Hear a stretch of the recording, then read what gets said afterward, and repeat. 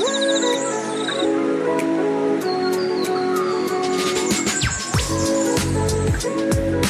an inherently optimistic person, quite active in my optimism, and I think that we're reaching one of the last glass ceilings. This is a big one, and once we get a bunch of abattoirs over the line, like what else do they own that we need? Welcome to the Australian Agroecology Radio Hour, your monthly podcast that explores the issues of food sovereignty in the Australian landscape. I'm your host, Lucy Ridge, speaking to you from the unceded lands of the Ngunnawal and Ngambri peoples. The issue of local abattoir access is a serious one for small-scale meat producers all around Australia. In the last few months alone, we've seen abattoirs in Western Australia, New South Wales and Victoria cancelling contracts with smaller producers, effectively shutting them out of the industry in favour of mass-produced and factory-farmed meats.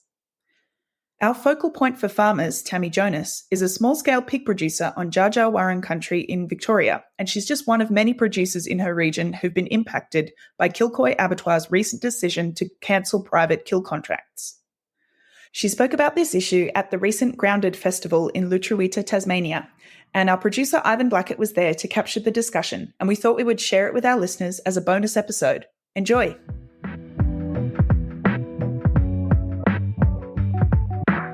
Okay, so this is going to be an interesting session. I can see there's a whole lot of people here. We all know what this is about. This is about abattoirs and the importance and the issues related to abattoirs, which are very dear to many of our hearts. So we're very fortunate today because we've got Tammi Jonas with us. And Tammi, if you don't yet know Tammi and you're not an Australian Food Sovereignty member, then now is your chance to open your mind and get on board because it's a really important organisation and Tammi's work is really fantastic and you need to back it.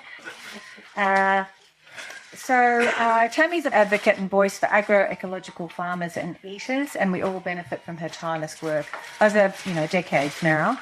And today, as we know, she's talking about one of the greatest local food security challenges that we face. So please welcome Tammi.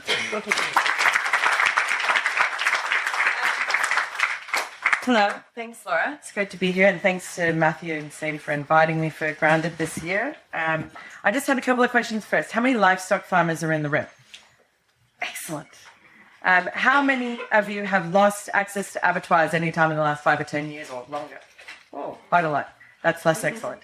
How many of you are in the process of or studying the planning of building an abattoir or taking one over?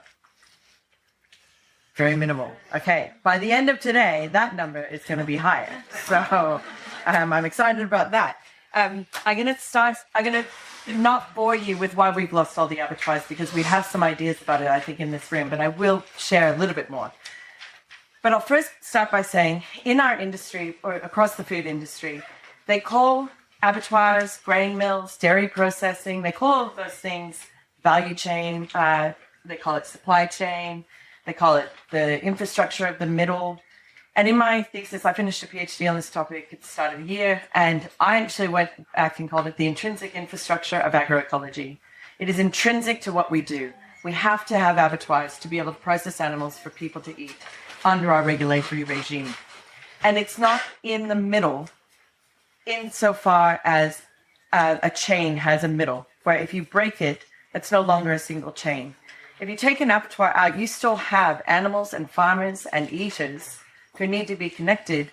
And when you kill them, it's a metabolism. It's more, I think of it more like a stomach. The abattoirs are, or like Audrey, our rotating composting drum is the real stomach of our farm. But the metabolism of the farm is dependent on all of its constituent parts being intact, right? You can't just remove one part of your body. Well, actually, to be fair, you can apparently. But you shouldn't be able to remove one part of your body and still function. And that's how abattoirs are. So as I talk about what we've been learning and doing about abattoirs for the last decade, I don't think of them as just, let's just plug in that chain again and reproduce what we've lost, because we'll lose it again if we keep treating it like a chain.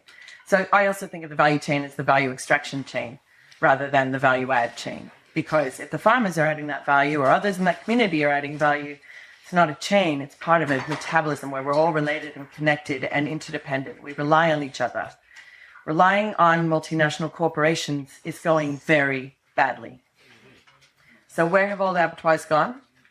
They're either owned by multinational companies who are not interested in processing meat for local producers, even if they continue to for some time.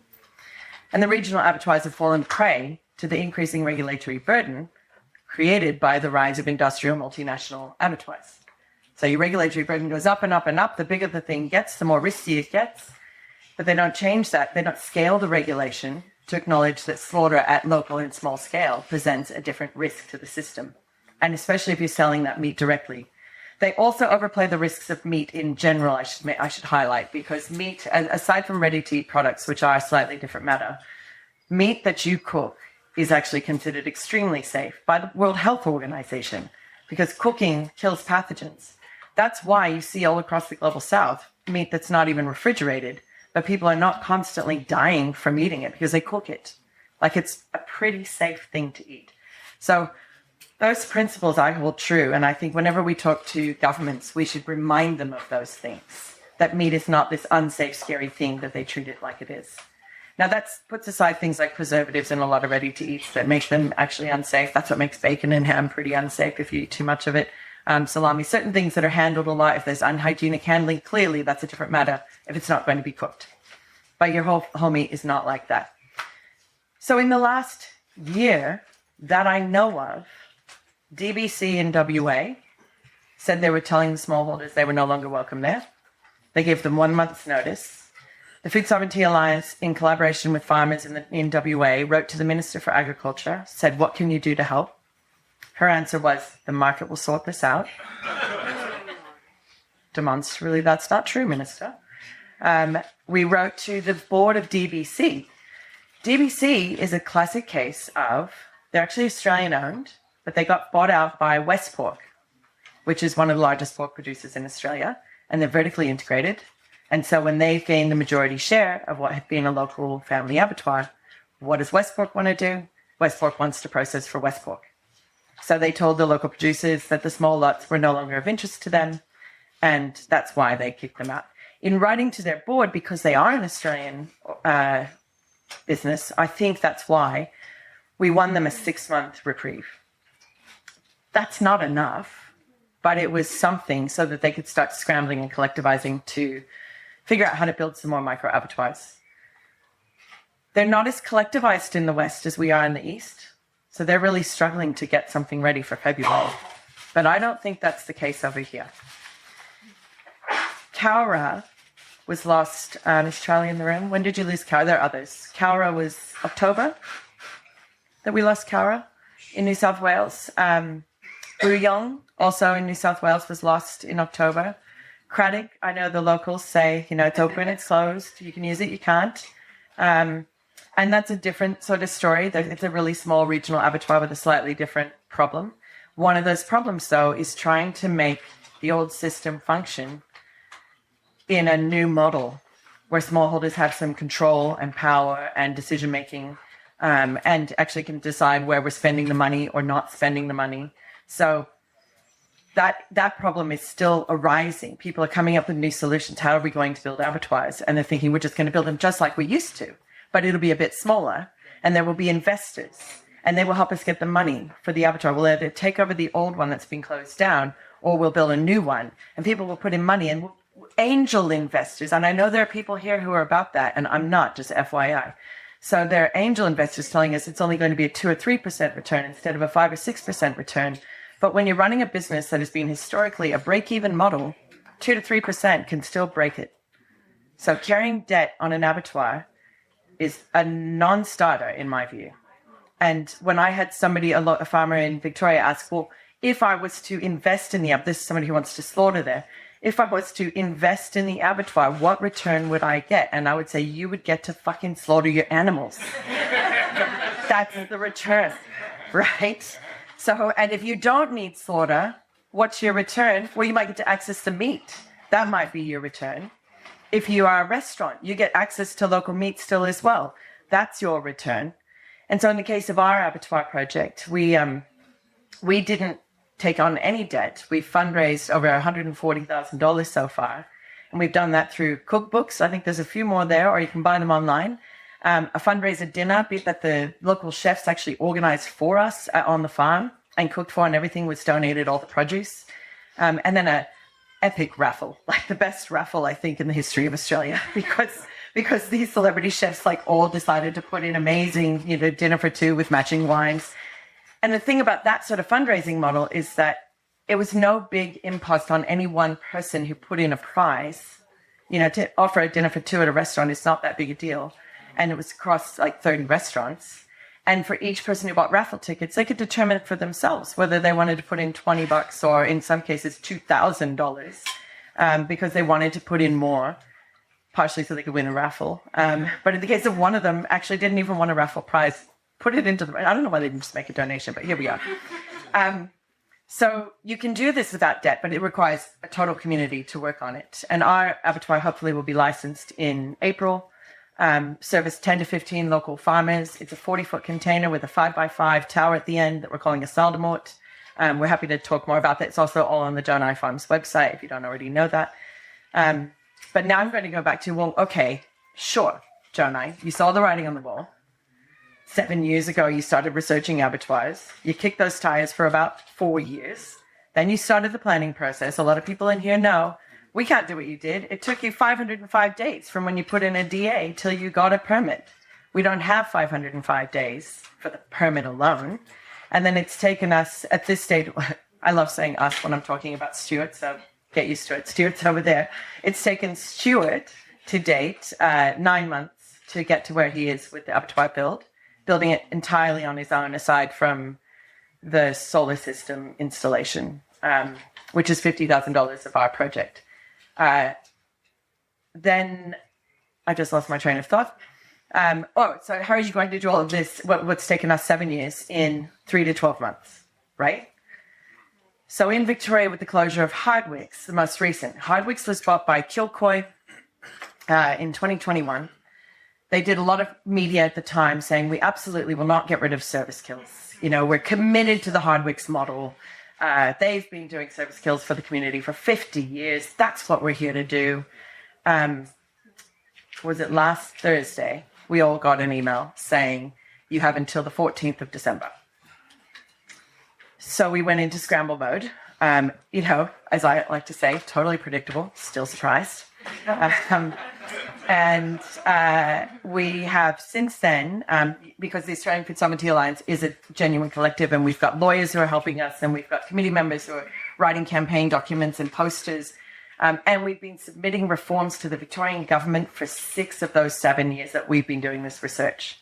So the day before the Hardwicks announcement, the inquiry into securing the Victorian food supply reported, and recommendation 27 was the language we've given the Victorian government for 6 years. And the first one is define micro-abattoir in the Meat Industry Act. And the second one is make micro-abattoirs a Section 1 use in the agricultural zones, which makes them exempt from a permit. Because the permit, it's not even the government that makes the permit such a problem. I mean, they're not easy about it, but it's your neighbors. It doesn't matter if it's a 40-foot container. And especially with the increasing gentrification of all of the peri-urban farm areas, we're screwed, the neighbors. And actually, I went up past Canowindra and Cowra, and I saw neighbors complaining in a much more rural, remote area about a proposed abattoir in that area. So it's not only the peri-urban ones. Neighbors think abattoirs are big, stinky, smelly, scary, blood running down the streets kind of things. And even trying to socialize them to the idea of I wrote out what would a day at the abattoir look like? The animals walk down to the abattoir, and then we do a captive bolt gun that you can't hear from anywhere not on the property, and that's it. You can't see that happening. It's on the other side from the road and 100 meters from the road. And they still were like, there will be screaming animals in your abattoir. I'm like, that's not how animals die, not when you're trying to kill them well. So the neighbors are a problem. That's why you want to not have to have a permit for a micro-abattoir. The only way governments are going to get on board with not permitting an abattoir is if you can demonstrate that it's an ancillary use to farming, that it's rural industry, and that it's so intrinsic to farming that you can't farm without it. In our VCAT case, the last argument that the lifestyleists tried to bring against us was literally that abattoirs are not intrinsic to agriculture, which sounds so stupid to everybody in this room, also to the VCAT member happily, but had the fantastic coincidence of being the point they made the same week that I had an article from the PhD coming out called The Intrinsic Infrastructure of Agroecology, which I submitted to the member. And she agreed that it's absolutely true. She actually went into the Webster, which is not even the good dictionary, to be like, oh yeah, it's definitely intrinsic, it cannot do without it. Okay. So making that point, because most of us in our different zones in the different states, we have a kind of rural industry clause in all of them. In Victoria, it's called rural industry. The point made to the VCAT member as well was that it was so ancillary. It comes a step before the butcher shop, which we already have on the farm, that did not require a permit because it was considered rural industry. And she said, yeah, okay, so you're going back a step closer to the live animals. This is clearly about farming and should be allowed in the farming zone. So that's the first amendments that we've been submitting for these 6 years, and they got picked up in the report. And then Hardwick says that we're all to leave, so we better implement those very quickly. So then we threw in another one we hadn't been putting in writing, but we are now and strongly advocating for, which is also, I think every state and territory has game meat standards. Certainly Victoria and Tasmania and New South Wales and South Australia do. And I think the others must. Game meat standards allow you to kill an animal in the field. And then you have a period of time, which is in Victoria, 2 hours to get it into refrigeration. And you have 24 hours for the external, all the sites of microbiological concern need to be 7C or under. And then it can wait for the meat inspector who's not on site. That's the fix. That's how we get mobile butchers back legal in this country. We use the game meat standards. And then you might use a mobile butcher because you don't have slaughtering skills yourself, and there's still those around, and trust me, they will come back if we start having this standard around, or you'll do it yourself. And all you'll need is maybe you do it between farms, maybe you still go to one farm for the chiller because that makes sense. Put a 20 or 40-foot chiller on one farm. You can kill on your farm and take dead animals rather than transport live animals with the stress of that transport to that chiller because you've got 2 hours. So it's a reasonable amount of time. And you have to leave the pluck, so like the heart, lungs, liver need to be kept with the carcass, but you can let the gut go so you're not carrying all of that weight. And that needs to be composted on farm, and we need to demonstrate that we know how to responsibly do that, which we certainly do. Farmers know how to compost, in my experience. So those are the reforms that we're proposing, and we've got the Victorian campaign is hammering it out right now. We have a meeting with the minister right when I get back. We've got a member of parliament who has agreed to sponsor the e-petition. So this is another thing. If you're running petitions around these things, don't just go with change.org because you can't submit that to parliament. That is just an awareness raising exercise. But if you want one, you can submit to parliament with thousands and thousands of signatures, which we are rapidly collecting in Victoria. Use your parliamentary procedure, which is on their websites, how to submit a petition to parliament. They should have a paper version and they have an e-version. And the e-version needs a member to sponsor it before they will accept that application. So it took us a few days till we found the right member, and she's not only sponsoring it, she's promoting it from her office because she's in our region where all the affected farmers and butchers and restaurants are, and eaters ultimately. So finding your local member for that sponsorship of a petition is going to be important. Also, you don't have to remember every bit of this because AFSA is going to put it out in a full document of how to do this in the next 2 weeks, I think, because the Victorian campaign is about to go completely national. So that some of you can be building micro-abattoirs before what's just happened in Victoria and New South Wales and WA has already happened. In WA, when DBC shuts them out on the 15th of February, there are no other abattoirs in the southwest of WA. And Hardwick's in Victoria has a similar problem because the other service kill abattoirs that remain don't have capacity for our animals and don't have cold chain logistics back to our region. So we have double burdens, even if you could afford and were prepared to transport animals that far. It's a non-starter of the other options.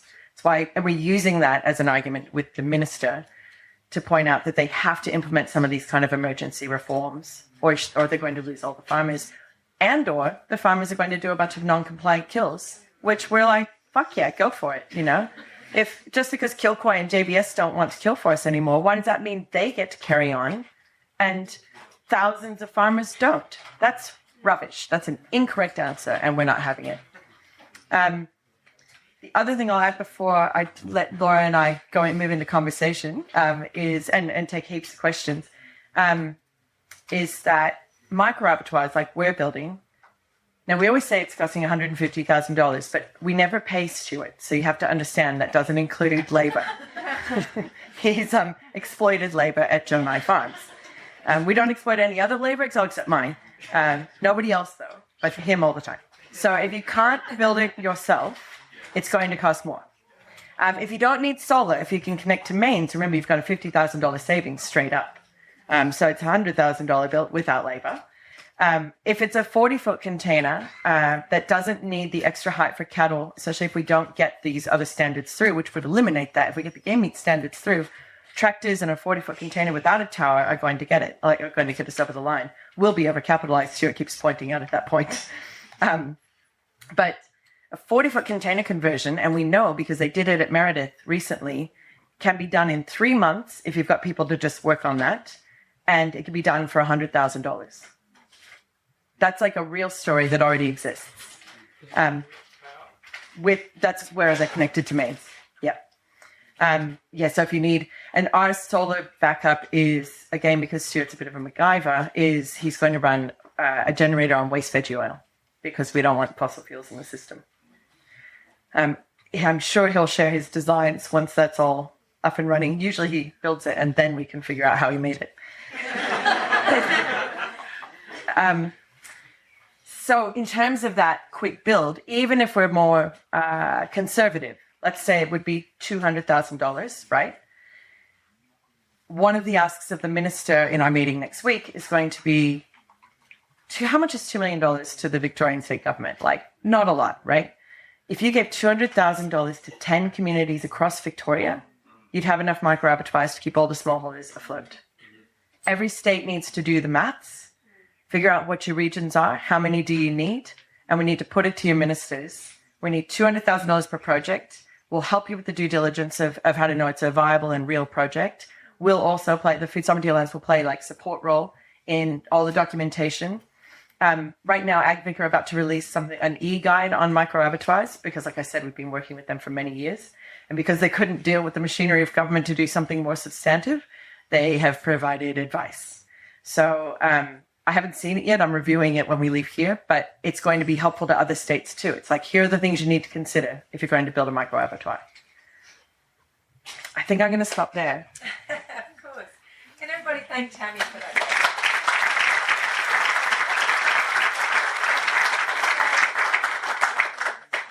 I think what we'll do is we can talk, but really I think you guys, are there a lot of questions in the room? I'm just going to kick it off by saying one thing, which is that I run a butchery in Sydney, and it's been really interesting over the last sort of 18 years dealing with supply chain issues. And one of the common issues that keeps coming up is the issue of abattoirs. And we have had experience with a couple of our farmers who've actually made the decision to build abattoirs on their own farms. And I've watched as that process has occurred, and it's been extraordinary looking at both the sense of agency that provides the farmer and the sense of empowerment, and also the difference that it makes to the quality of the meat that we receive and the supply chain logistics. It's just transformational. Yeah. Sorry. I beg your pardon. Did you hear me with that? Okay. I'm going to do a really, really quick thing. I run a butchery in Sydney, and a couple of farmers we deal with. You heard that bit? You've been to my place. Oh, congratulations. But I don't think we've done it. Okay, so anyway, we run a butchery in Sydney called Feather and Bone. We work directly with farmers like you guys, and abattoirs have been an ongoing issue. Our business is like a shock absorber for a lot of these issues. We deal with the consumer, we deal with the farmers. So when there's a supply chain issue, we're kind of the point through which all of this goes. We try to protect the consumer, but also explain and make the process transparent so the consumer participates in this and understands and forgives, or is happy, in fact, for that transparency and to know where their food comes from. But also, we try to help the farmer. But it's been really interesting because a lot of the farmers we deal with have been investigating this issue of how you actually take control of that supply chain. And they've built their own abattoirs, and it's been extraordinarily wonderful to see that sense of empowerment that comes with having control over that final point. Their abattoirs are wonderful places. They're not streets running in blood. They run them with pride, and it makes a real difference to the quality of the product that we receive as well. So, if it's something you're thinking of, it's really hard. But I think, as Tammi says, there are a lot of people out there who are gathering knowledge. There's a great resource. And certainly from my point of view, at the other end of the supply chain, we would really encourage it. And whatever it is that we can do to help facilitate that, we would like to do. Can I just say before questions, I forgot there's one more bottleneck in all these solutions, and it's meat inspectors. Yes, I was good. That's exactly what I was just going to say. When we first started going down the line of applying for the planning permit, we knew that was going to take some time. We didn't think it would take that long, but we knew it would take time. So I did my meat inspector training and became a meat inspector. Because that's what you do. Who's going to do it? You are. Like, that's the thing you also have to think. You're not here to hire a bunch more people or you'll go broke again. You're a smallholder. You have to take on more yourself. It may not be you, though. In a community, identify who it is. And in our community, 3 of us ended up getting meat inspector licenses over that year to make sure that we had some surety. And now 2 of them have actually moved to other regions, which is great for those regions. But, I'm in for our region. James. How long did that take? It was COVID, so longer than it should have. You can actually do it in sort of 3 to 6 months. And that's what Dom at Meredith just did. In fact, I think he fast-tracked it and had it done in about 4 months.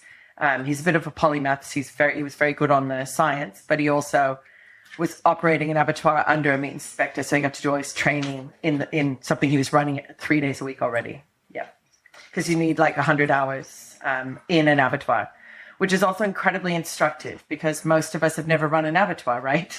So being a meat inspector in training and going into abattoirs and learning more about their processes and actually going into industrial abattoirs is not only, horrifying, but it's quite enlightening because all the diseases come through the big abattoirs.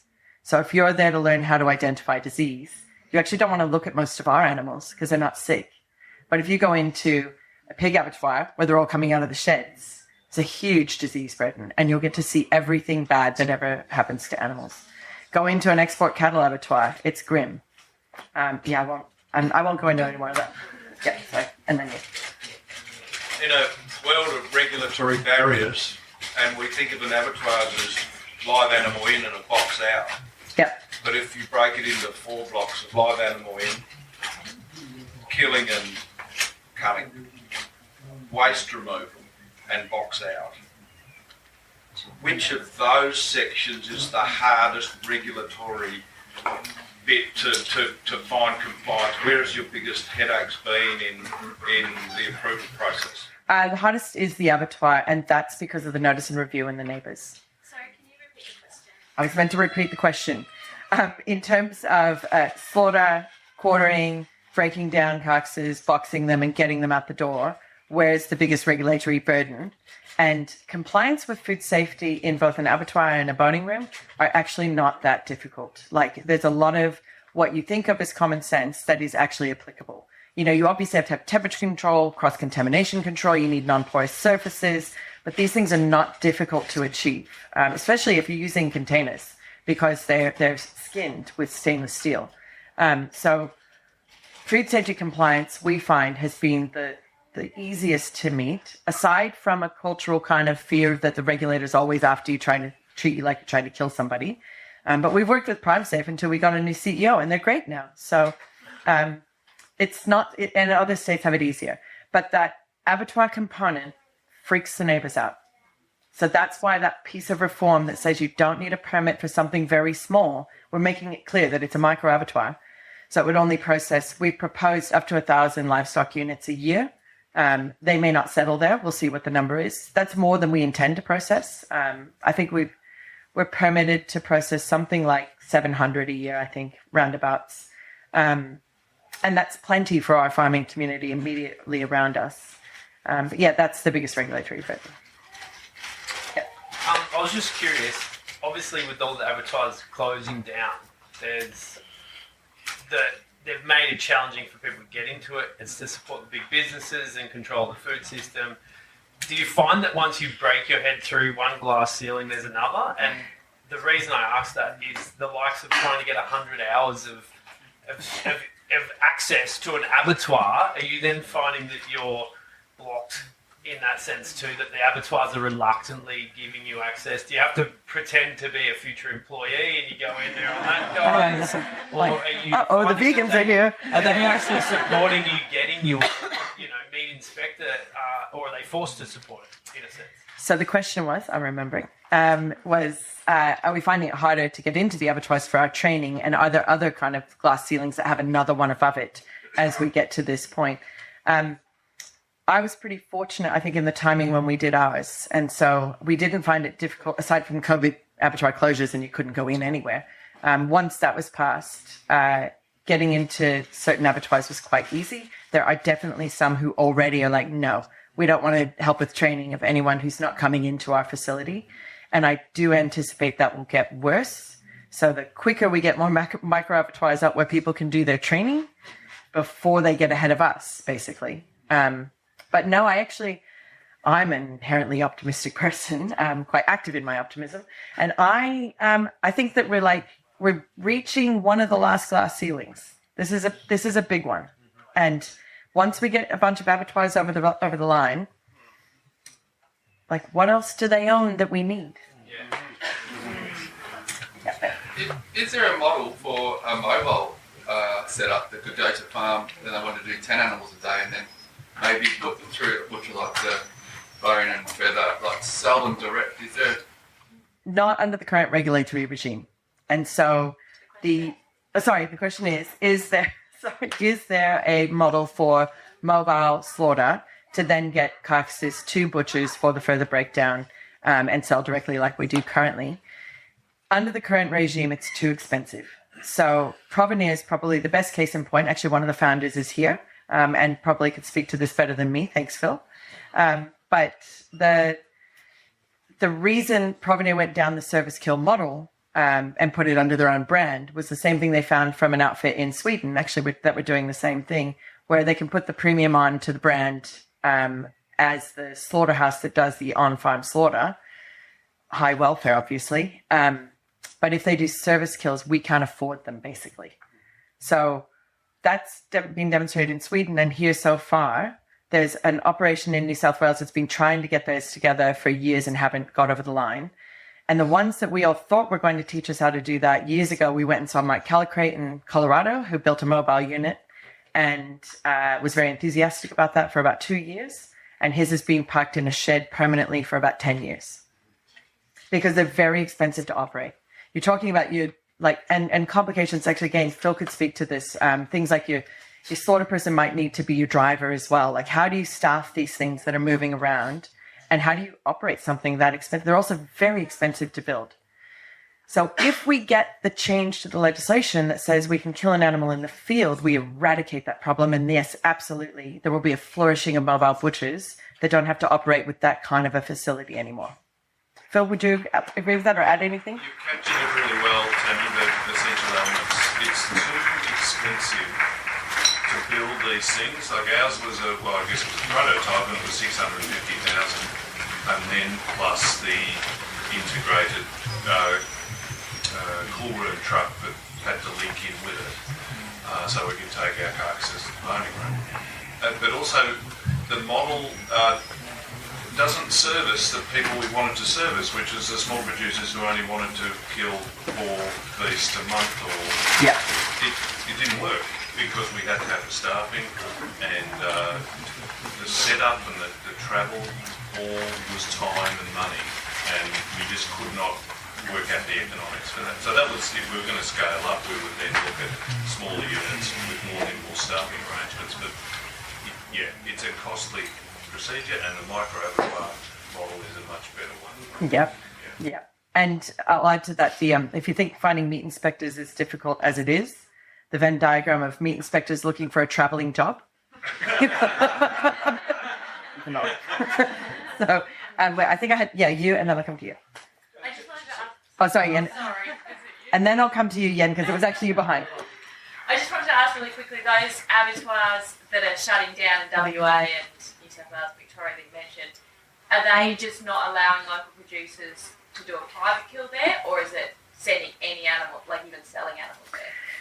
So the question was, are they allowing anyone to send sort of private kills, or is it only smallholders being kicked out? Are they still doing some private kills? At this stage, in the case of Hardwicks, they're allowing private kills over 15 cattle or 50 sheep. But there's actually a problem out as well. So they're not letting that lot of, so even if Dunnett Herds in Geelong, they do the same, but they've worked with the local butcher for quite several years anyway, who aggregates those animals in the Colac yards, gets them to Geelong for slaughter. He then gets them out as the same size lot. He then does the butchery and disperses them to the farmers. But the local butchers who don't have boning room space for that size lot are just losing access to the carcasses entirely. So and they're all slightly different, but that seems to be the general trend, which is why, like in America, where, as Hardwick said to us in their Get Lost letter, at the end they said, but if you want to change your business model, we'd be very happy to sell you boxed meat.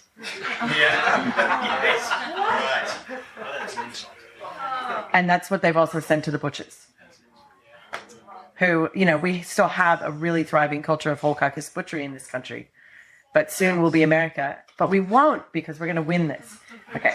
I suppose one was a statement and one was, so I'm from Southern Tas here and been dealing with, I've got sheep and dealing with local.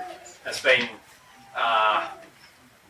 let's say I've been persistent in trying to support a local system when I probably shouldn't have bothered. But just hurdles after years. I suppose one comment was, I think of Great Expectations, where he's talking about portable property, and I suppose the distinction in my head between a truck-mounted travelling thing versus in a container, it could be at your farm, and then 3 years later you decide not to be livestock farming because your son's taking over, but he can sell that truck or that container to someone else, and so it's not like fixed. So I suppose that was one distinction I wanted to maybe highlight. And then the question really is, I didn't really get what you were talking about between the on-farm kill. So you're pursuing with the Victorian government to try and allow you to. Can you define that? Yeah. Okay. So the first point was that you could, in the case of these micro abattoirs, put them in containers that are still movable down the track, should that farmer decide they no longer wanted to house the abattoir, and somebody else does. So, and that in fact is, to a certain extent, what ours is being built like, although now that we've done the Saldemort at the end, which is the 5x5x5 tower, that's not so movable. And I should just clarify too, the vehicle-based abattoirs, which have been allowed certainly in New South Wales and Victoria. I don't know about Queensland. I think they might be allowed in WA as well. Don't quote me on those ones. But anyway, that was a provenance clause. So they won that change to legislation in 2021, so that we could have vehicle-based abattoirs. But they ended up with the decision made them look a lot like a fixed abattoir on wheels, which is why it's so prohibitively expensive still. Right now in Victoria, a lot of people are using vehicle-based abattoir to have things that are notionally portable to get over without a planning permit or a building permit, but it's not going to last. It's a loophole that's got a very short timeline, and so that's why we're trying to say whether you could pick it up and move it or not. If it's this size and has this very low throughput, it should be. It shouldn't have to have a permit. It should be treated differently. To your second question, which was about how we're talking about being able to do on-farm slaughter, that's why applying the game meat standard, because then you can kill an animal. What's the difference between a deer and a cow in terms of food safety? And in fact, in terms of animal welfare, the ability to humanely kill a cow over a deer is higher unless you're a very skilled hunter. So we're trying to make the case that if they've said that's safe for wildlife, why wouldn't it be safe for domestic animals? But then follow their same standards, which require it into refrigerators. If it's for commercial sale. So if you shoot an animal for your own consumption, it's different. But if you want to sell that venison or kangaroo, you've got 2 hours into refrigeration, 24 hours to be under 7C. Then you have, is there a fixed time, do you know, Phil, for how long till a meat inspector comes? It's not, I don't think it's even defined in the standards. No, I don't think it is. No. So it's potentially several days. Yeah. Because you might be somewhere very remote. We could say if they want to apply it. Yeah, we've got a game meat business called Discover in Victoria. All right. So we harvest sambar venison in the bush, and we put a refrigerated or a freezer unit in the bush that will be up to 7 days between the meat inspector coming to check it afterwards, which we have to leave pluck and all that stuff on. And then they make it harder because it's got to go to another facility to get the pluck and the skin removed before we're then allowed to receive it at a human consumption grade facility. So it's very prohibitive. Yeah. So you still need an abattoir for that? Potentially, actually. Yes, You're going to have to. Hold on. If there's a discussion, you're going to Yeah, have to sorry. stand up. Sorry. Yes, Because that's the right. No, I think that's a point worth microphone's making, though. very It goes to here, though. So my understanding is that there's no fixed time for the food inspector to inspect the animals after they've been harvested. They still have to go to an abattoir, so we have to set up 2 facilities in our experience, one to receive them and dress them, essentially down to a human grade, human consumption grade, and then we have a separate boning room, which in our instance is separated by 60 or 80 kilometres, so that it's not on the same property. Yeah. Yes, and the game meat standards do vary by state, so we need to look more closely at them to make sure we're taking the right message. Sorry? Victoria. Yeah, Victoria. Yeah. What's the name of your business? Discovered Wild Foods. Discovered Wild Foods. Good plug. Yep, The ideal for many of us is to drop the animal in the paddock. for sure. That's the ultimate. I'm wondering if you did go ahead and be a bit of a rebel. Do you know what the imprisonment term?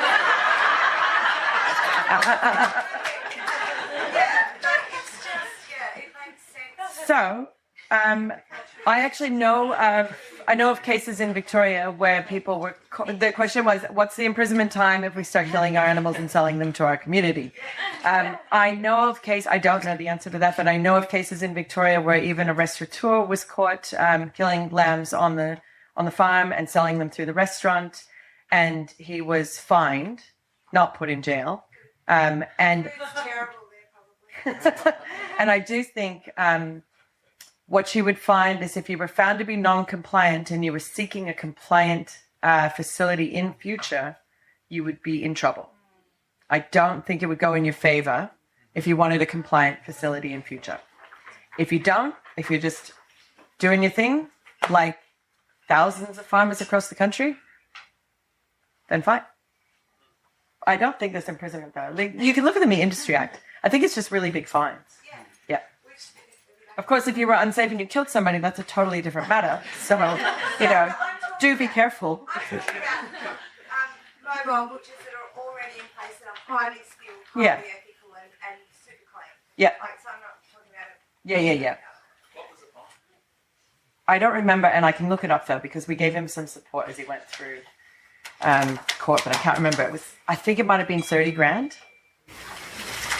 Hey, Tammi, just wondering if you could let the audience know about the webinar that Centre is hosting on the 11th, which is going to be around the Provenance model, but it's hopefully a series, not necessarily hosted by ST, but a series of getting on-farm processors to be able to share their stories, like, Jonad Farms, Lauren Mathers and Murray Plants Meat Collective.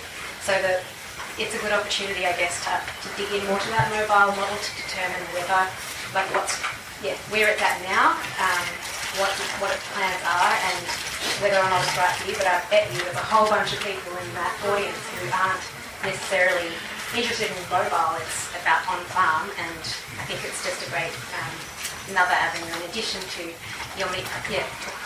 Yeah, thanks. So Jody reminded everyone that Sustainable Table is hosting a webinar with Provenir next week, and just exploring the Provenir model with a view towards a whole series about the problem of abattoirs in the system, basically, which is, I mean, AFSA's been doing for, I don't know how many years. When did we start the Solidarity Sessions? 2020.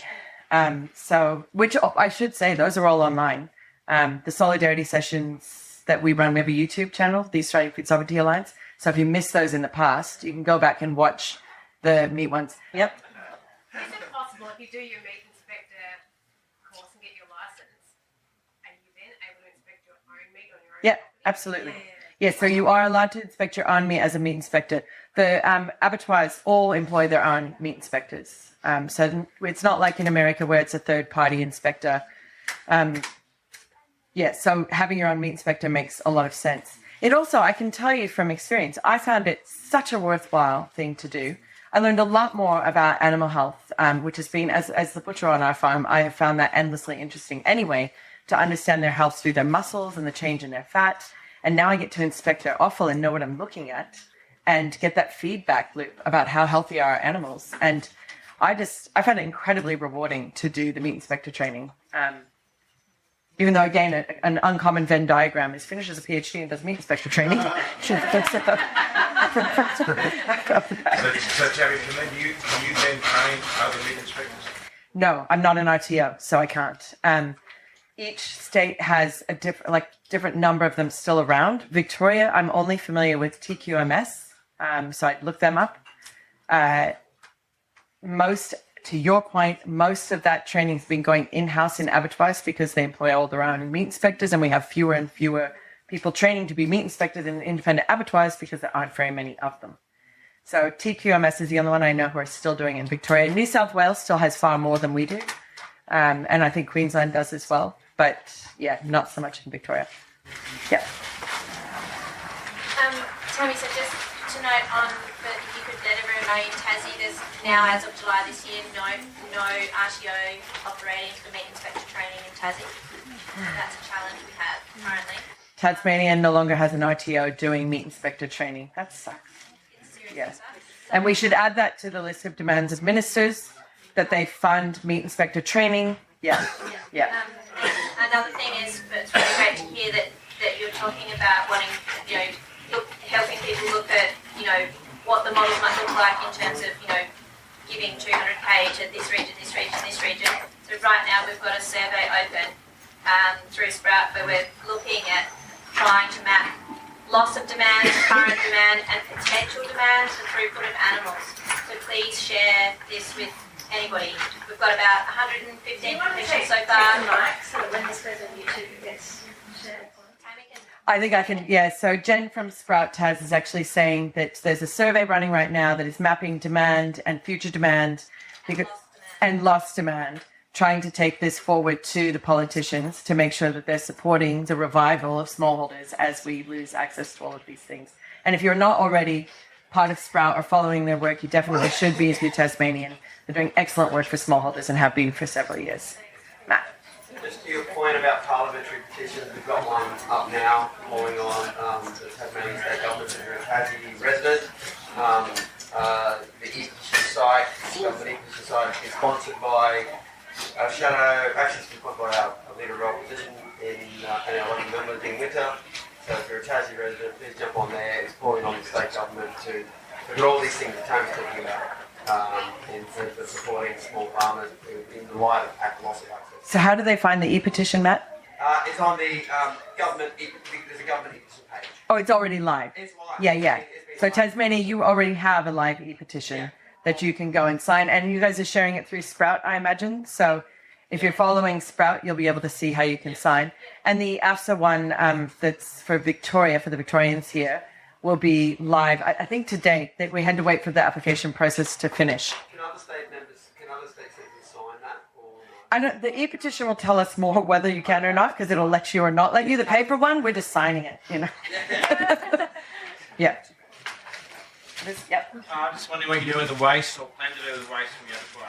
So Stuart, because again he's a bit of a MacGyver, he built Audrey, who is a rotating composting drum. She's 6 meters long by 1.5 meters diameter, and she runs on solar. She's turned once a day.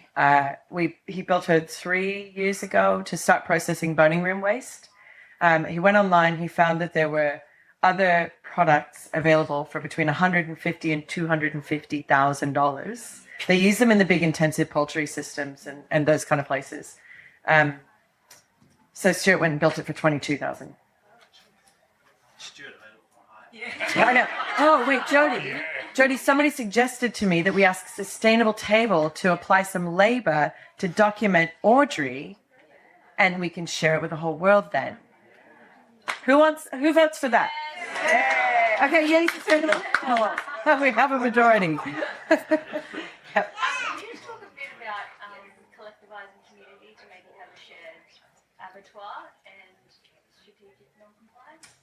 Yes, well, I will come back to that. So the question was about how to collectivise the community for this abattoir. Don't wait for the disruption like the Hardwicks, the DBC story. Don't wait till you've lost it. Share those stories that have happened already elsewhere. Share the farmers' stories of how far they're travelling if you've lost Craddock, for example. Share what's already happened and what's in the pipeline.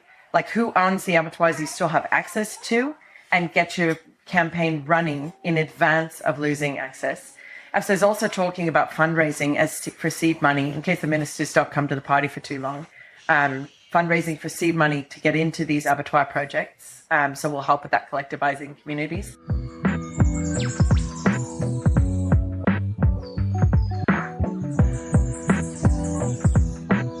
Thanks to Tammi for sharing her wisdom and for the rich conversations that followed.